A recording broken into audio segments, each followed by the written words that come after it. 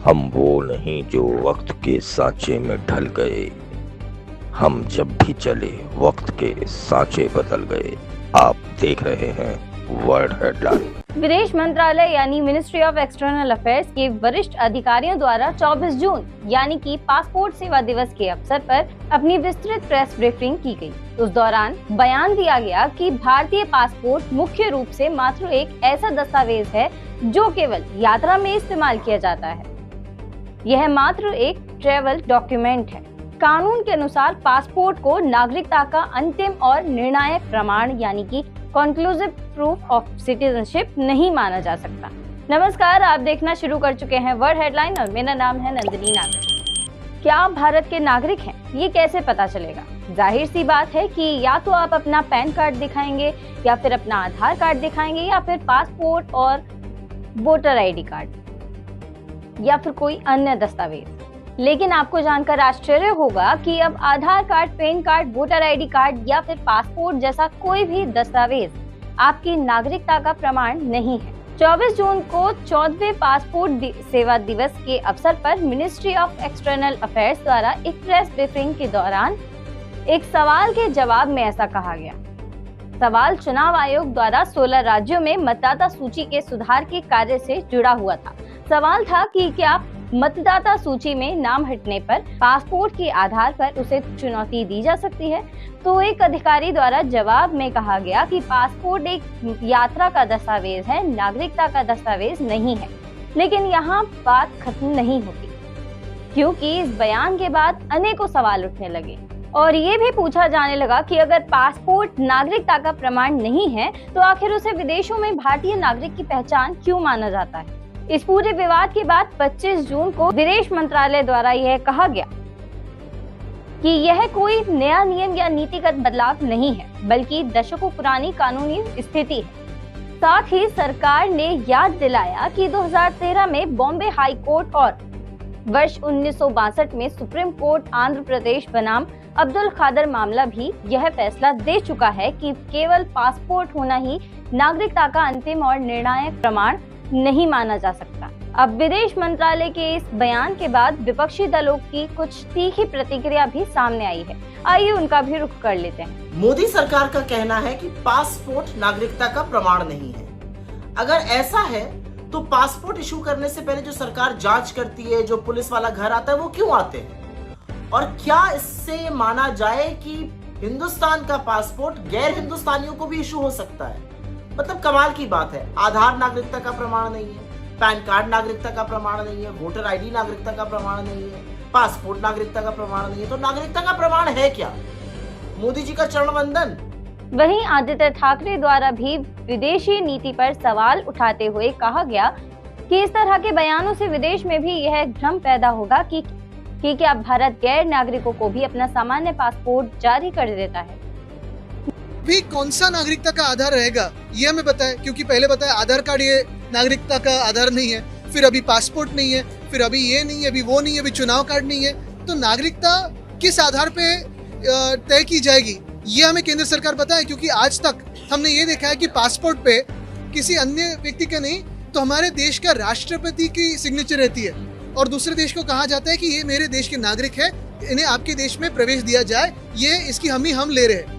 President of India की signature है, अगर प्रेसिडेंट ऑफ इंडिया की सिग्नेचर, भारत देश के राष्ट्रपति महोदय की सिग्नेचर, ये हम इसे भी अगर राष्ट्रीयत्व का आधार नहीं मानते तो और क्या मानते? क्या ज्ञानेश कुमार के साथ फोटो खींच के बताया कि हम इसी देश के नागरिक हैं? वहीं असदुद्दीन ओवैसी ने भी सरकार पर निशाना साधते हुए आरोप लगाया कि यह उन नागरिकों के अधिकारों को मनमाने ढंग से छीनने का भ्रम पैदा करने की जमीनी तैयारी की जा रही है जो सरकार से असहमत है।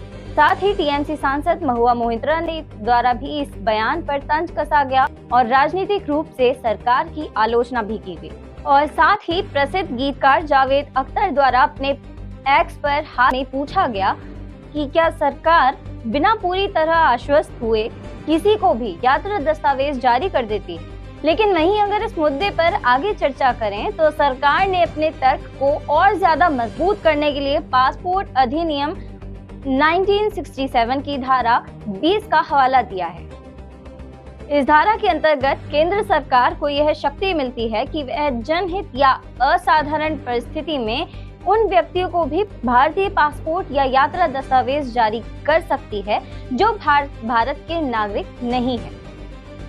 इसलिए सरकार द्वारा यह तर्क भी दिया गया कि कानून के तहत गैर नागरिकों को भी विशेष परिस्थिति में पासपोर्ट दिया जा सकता है। इसलिए तकनीकी और कानूनी रूप से केवल पासपोर्ट होना ही नागरिकता का कंक्लूसिव सबूत नहीं हो सकता। अब सरकार के इस तर्क पर भी कुछ विशेषज्ञों का कहना है कि यदि किसी गैर नागरिक को धारा 20 के तहत पासपोर्ट दिया भी जाता है तो उसके पासपोर्ट के नेशनलिटी वाले सेक्शन कॉलम में उसकी मूल राष्ट्रीयता स्टेटलेस साफ लिखा होता है और सामान्य भारतीय नागरिक के पासपोर्ट पर इंडियन लिखा होता है। इसलिए दोनों को एक तराजू में नहीं तोला जाना चाहिए। अब सवाल उठता है कि आखिर नागरिकता को साबित कैसे करें और उसके लिए क्या क्या डॉक्यूमेंट्स भी चाहिए। नागरिकता अधिनियम 1955 के तहत 26 जनवरी 1950 से 1 जुलाई 1987 के बीच जन्मे भारत में जन्मे लोग अपना जन्म प्रमाण पत्र दे सकते हैं, वही काफी होगा। लेकिन 1 जुलाई 1987 से 3 दिसंबर 2004 के बीच जन्मे लोग अपना जन्म प्रमाण पत्र प्लस माता या पिता में से किसी एक का भारतीय नागरिक दस्तावेज भी देंगे और 3 दिसंबर 2004 के बाद जन्मे लोग अपना जन्म प्रमाण पत्र प्लस माता पिता दोनों के ही भारतीय नागरिक दस्तावेज चाहिए। जनता की ओर से एक सवाल बनता है कि हर कोई तो अपना जन्म प्रमाण पत्र साथ नहीं रख पाता होगा और हालांकि इस सवाल पर हमारी जांच में कोई सरकारी आंकड़ा तो सामने नहीं आया, लेकिन ऐतिहासिक डेटा सामने आया है जो कि महानिबंधक कार्यालय RGI व NFHS के विश्लेषण के अनुसार 1950 से 1987 के बीच जन्मे लोगों में से लगभग 60 से 70% से अधिक लोगों के पास जन्म प्रमाण पत्र ही नहीं है, जिसका सबसे बड़ा कारण जागरूकता और आवश्यकता की कमी है, क्योंकि इस दौर में ना तो दस्तावेजों की इतनी जरूरत पड़ती थी और ना ही किसी व्यक्ति में इतनी जागरूकता होती थी कि वो अपने दस्तावेज इतने संभाल कर रखे।